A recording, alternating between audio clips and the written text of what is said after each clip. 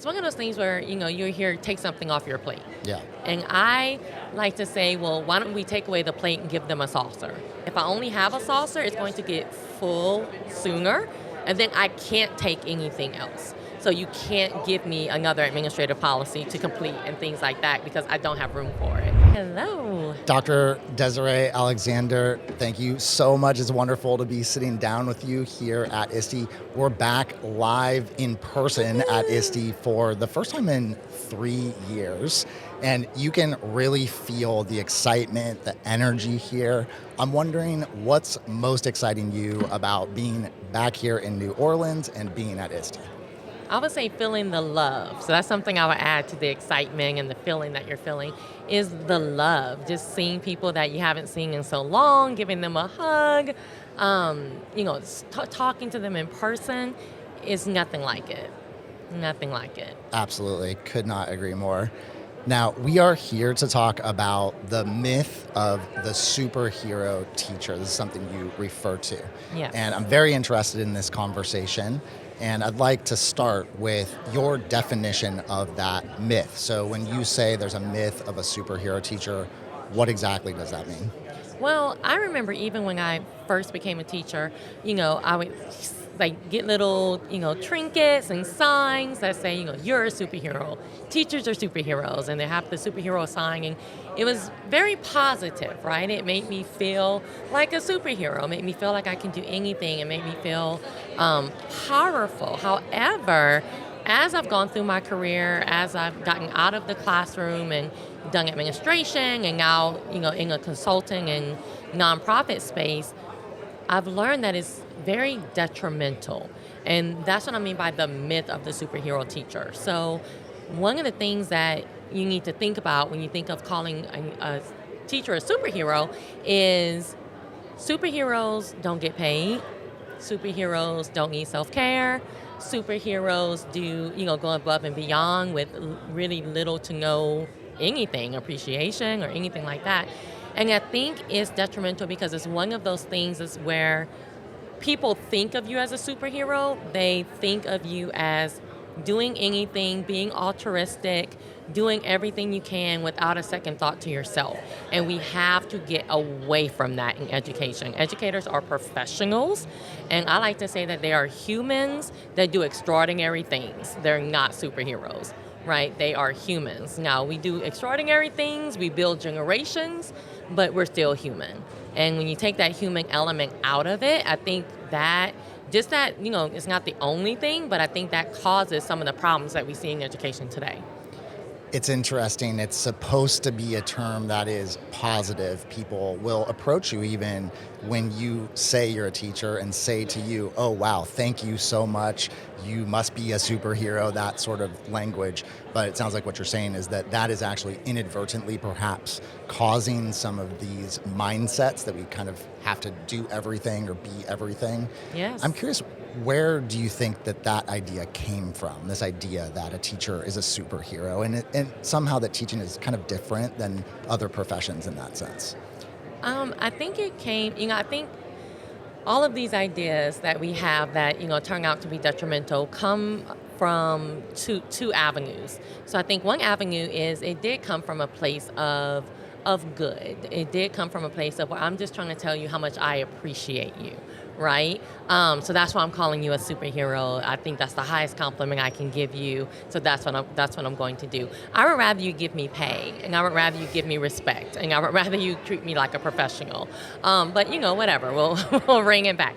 But I think on the other end, it is placating. It is, right? Like, yep. If you think about, how we kind of baby our students, sometimes like, oh, yay, da, da, da. And I think it's that, like, yay, teachers, you're a superhero, yay, but we're going to completely ignore you in the legislature. Or, it's very demeaning and very placating. So I think it comes from two different avenues just to get to this really detrimental point. Yeah, that's a great point as well, that it almost allows people to not do something tangible right. to address the issues that we're facing. Right. And we're actually seeing repercussions of that playing out right now. You're reading about teachers leaving the profession in droves. I wonder if there's a connection between teachers leaving the classroom and this myth of a superhero teacher. Absolutely, because the thing is if I hear that I'm a superhero, right? I hear that I'm supposed to be everything to everyone, do everything.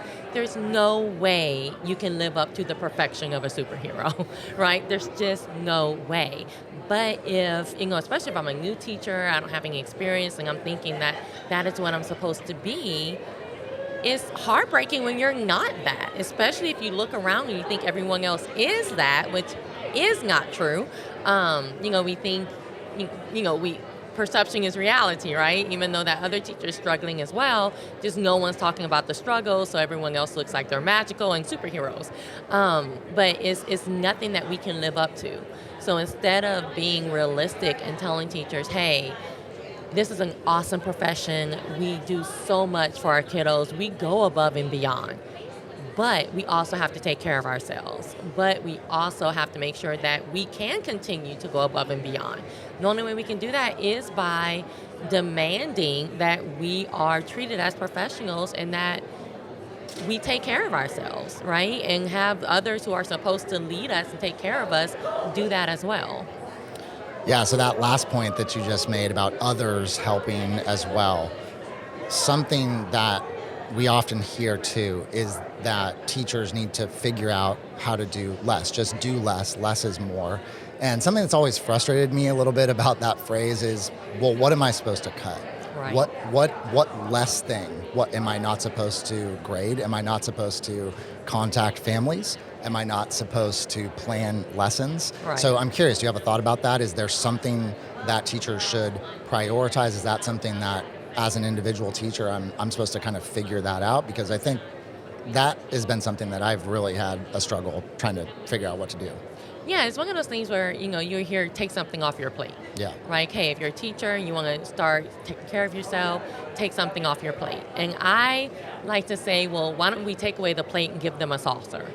Right? Like, we can't tell them to take something off their plate when we have rules and I'm not going to say administration because I hate how we pit people against each other in education now, like teachers against administration, teachers against parents. Like, we got to stop doing that. Mm-hmm. We have enough issues to not fight each other in-house. But, I'm going to say administrative policies and things like that are put down that how do you tell me to do A, B, C, D, and E and then tell me to take something off my plate, but you can't take anything off your plate? So that doesn't, what are you telling me to do? So I like to say, instead of giving them a plate, give them a saucer. And what I mean by that is then if I only have a saucer, it's going to get full sooner, and then I can't take anything else. So you can't give me another administrative policy to complete and things like that because I don't have room for it. So we as the outside people, outside the classroom, we have to give them a saucer. We can't tell them to just break the plate and then have nothing. It's not fair and it's not logical. So administrators, leaders, policymakers, we have to take something off their plate or, like I said, just give them a saucer. Yeah, that it's the responsibility actually of the supervisors, the administrators in the building who are assigning tasks. I'm curious. Because if you're assigning the task, then you need to be the one to dismiss the task. Right. So there are going to be some administrators who are on board with this and understand, I hope, the need to take things off of their teachers' plates.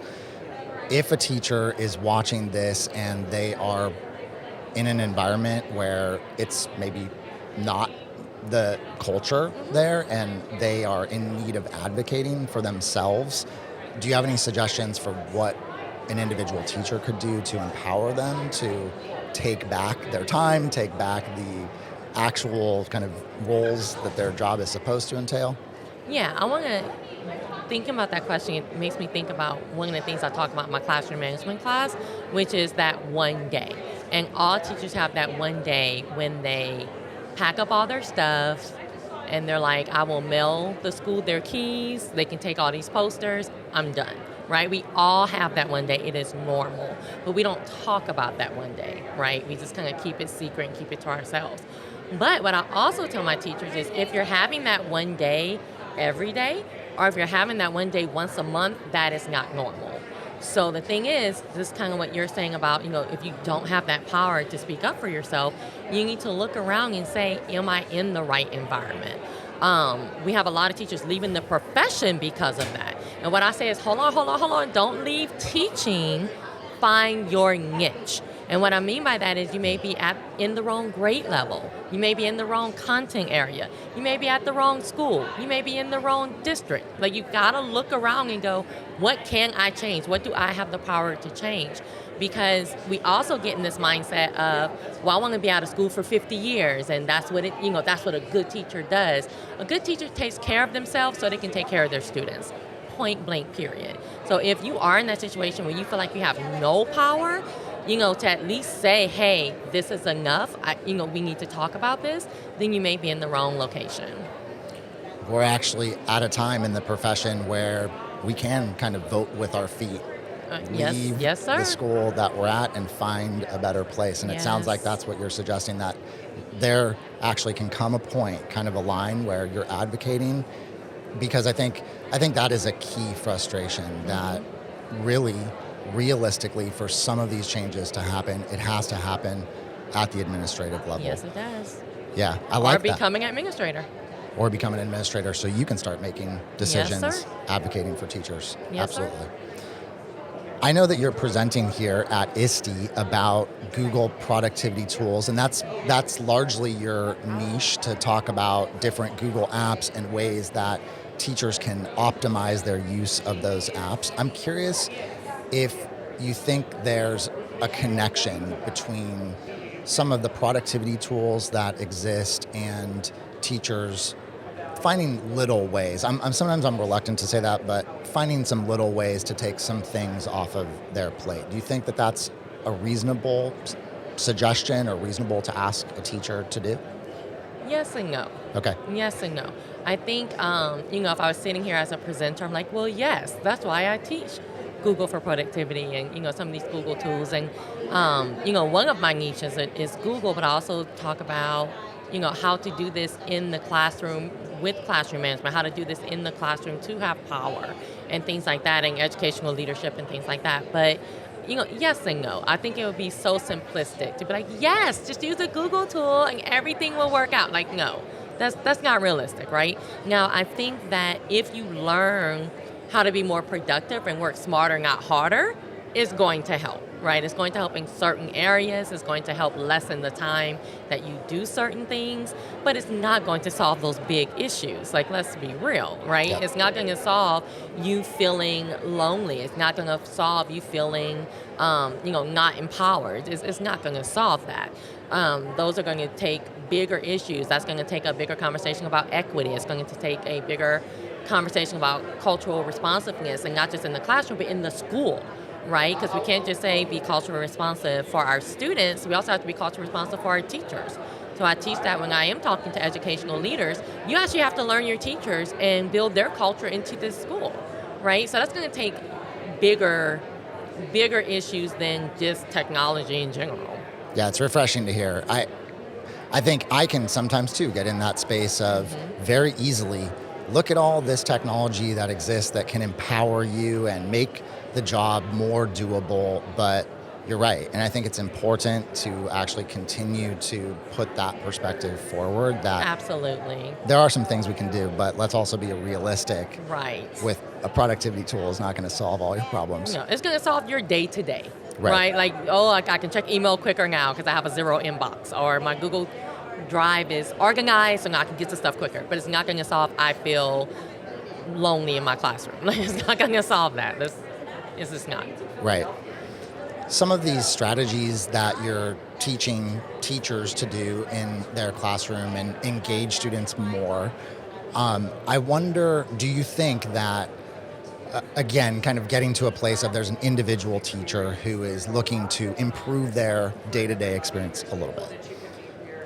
Are you of the mind that if a teacher is implementing some of these strategies to create a little bit more engagement, a little bit more interactivity, that is also potentially a way to empower teachers to bring some joy, some element of agency back to their teaching, even if they are kind of in a situation that they feel like is not optimal or that we know isn't optimal?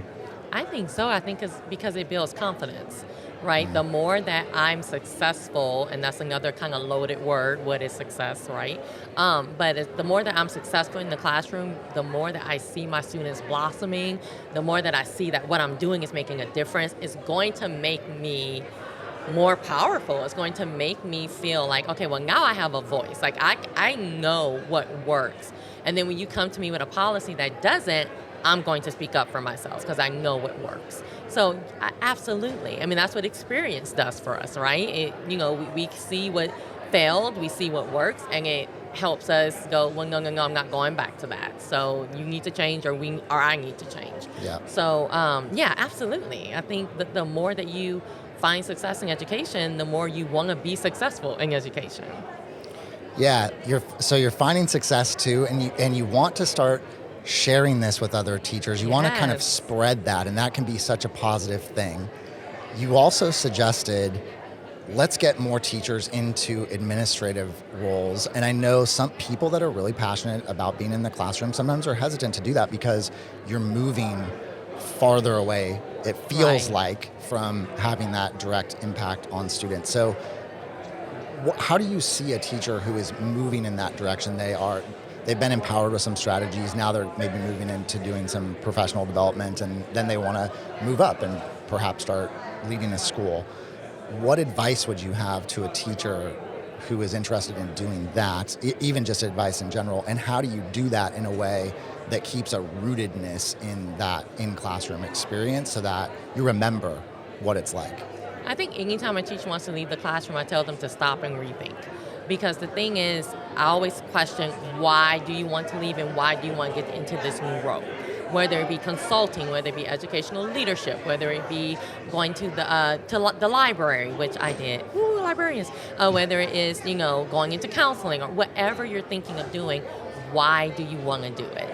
Knowing that why is going to be very, very powerful. So if you're saying, well, I'm just going to do this because I'm tired, sweetie, you're going to be tired in anything that you do. It's called work and it's called life, right? So it's just one of those things where we're like, okay, so why do you want to move? And I do want to put an asterisk on what you said, because one of the things I get upset about is something I was told when I was in the classroom. I had no inkling to leave the classroom, and I was told, well, you're too good. You need to be an administrator.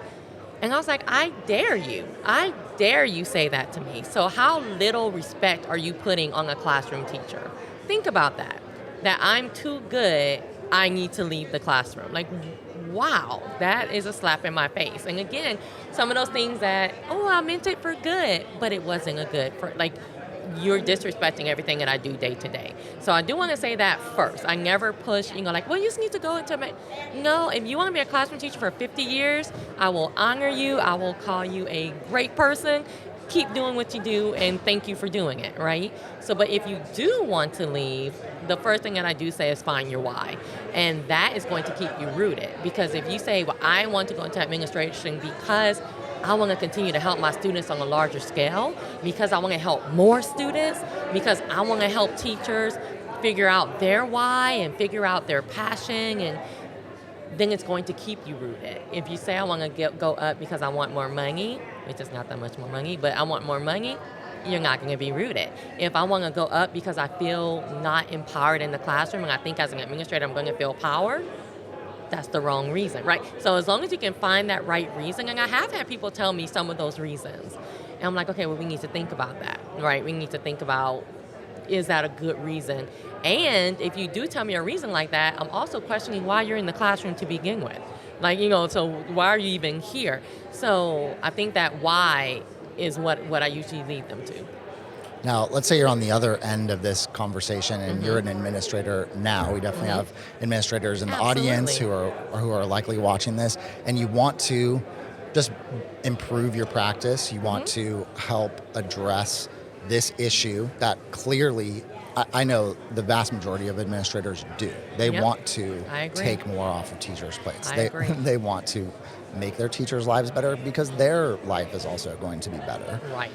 What suggestion do you have as someone with administrative experience, what are some concrete things that an administrator could do to help facilitate that if right now you want to make a change for the upcoming school year?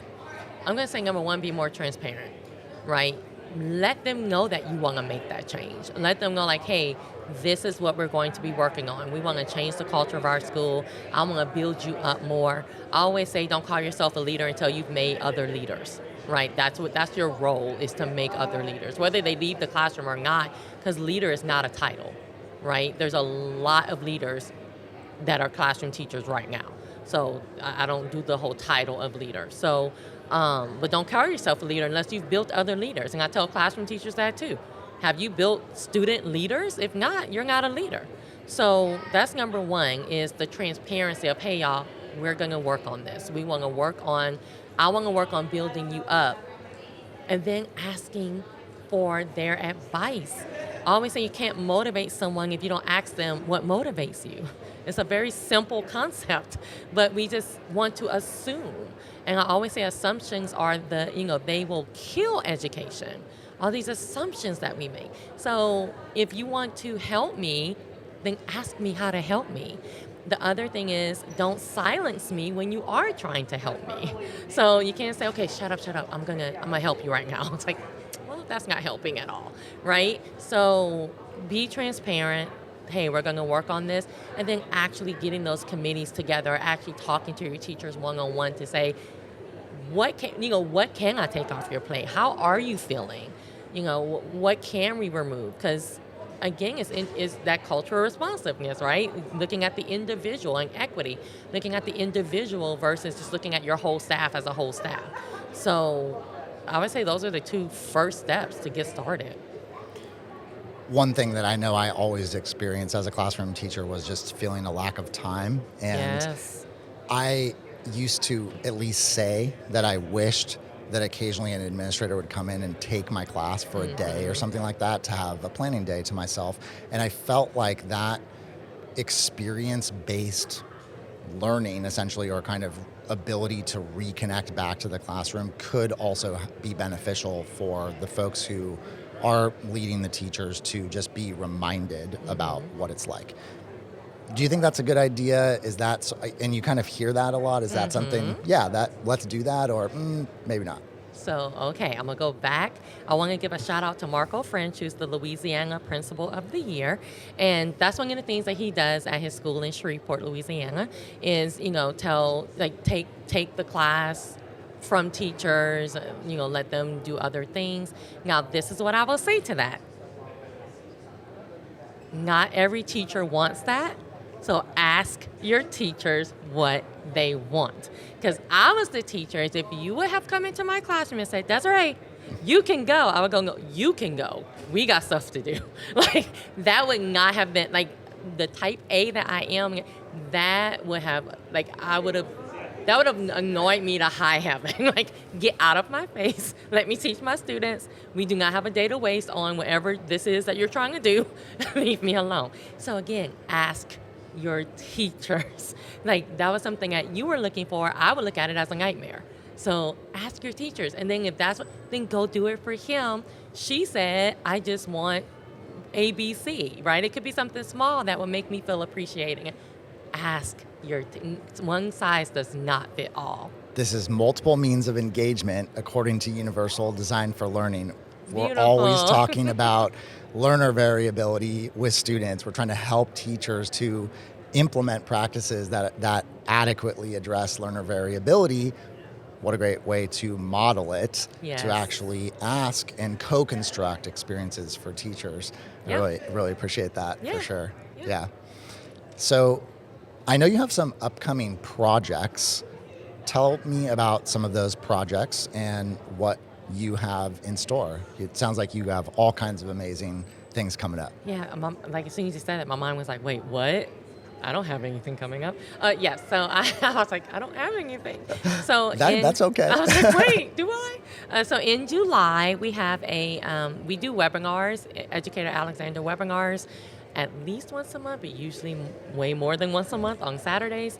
But we have a summer series coming up with the company Spaces, where they're going to come every Friday for 2 hours, virtually, of course, and let us know about their product and let us know like how to actually use it and implement it for good before you get into the next school year. So that's going to be really awesome. And you can go to educatoralexander.com and click on upcoming events. And you can register for all the other webinars that we have coming up, including the summer series. I also have a book that will be coming out, I think, next month through EduMatch Publishing. Shout out to Dr. Sarah Thomas. That is going to be on educational leadership with it's educational leadership, but it's really test prep for the SLLA test prep test that like about half the nation takes. So that should be coming out hopefully next month. And I think just everything else is just, stuff that always happens. So yeah, those are the two projects that come to the top of my head. You also have a YouTube channel. Oh, yes. Obviously, we do YouTube. And so if we are looking to just find out about these upcoming projects, to hear more about your work, to see you on YouTube, sounds like go to your website and... Yes. I always say everything is in one spot. So educatoralexander.com. You can click on YouTube and it brings you directly to my YouTube channel, which I love. I love my little YouTube channel. And I do 5-minute tips, and all the webinars are recorded and put on there. So I think it's a nice little treasure trove of information. And so everything's on my website, either upcoming events. You can subscribe to my newsletter there. If you just click subscribe, it has all of my social media handles. You can, follow me. I do Twitter the most, and, sign up for my newsletter and all that good stuff. So as long as you can get to educatoralexander.com, you're good to go. Well, Dr. Alexander, it's been so wonderful chatting with you. I feel like I could chat with you all afternoon. We have to roll into the next panel, and Yes. We're really excited about that, but I am thrilled to have been able to sit here and chat with you, to meet you in person, somebody Yes. I've followed for a long time virtually. So thank you so much, and enjoy the rest of your time here in New Orleans at ISTE. Well, thank you. I appreciate you guys having me. Of course.